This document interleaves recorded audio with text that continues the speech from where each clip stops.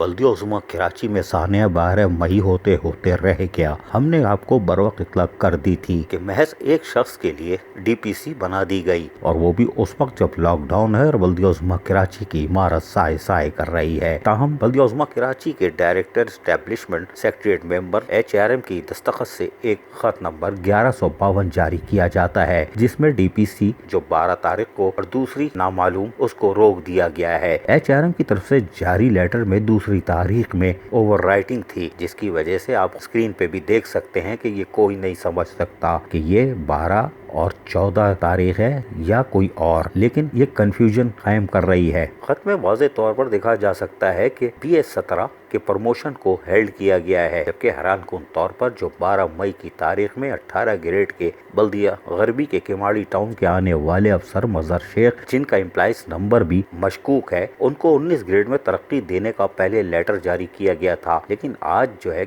12 मई से बचने के लिए ग्रेड 17 के प्रमोशन का लेटर जारी किया गया है। अभी भी खतरा है कि ग्रेड 19 वाली डीपीसी अंधेरे में ना हो जाए, लेकिन बल्दिया उज़्मा कराची ऐसा काम करने से गुरेज करेगी, क्योंकि सानिया 12 मई अभी टला नहीं है। देखते हैं बल्दिया उज़्मा कराची क्या खेल खेल रही है। अजीज आरिफ, KBS बल्दियाती न्यूज़ कराची।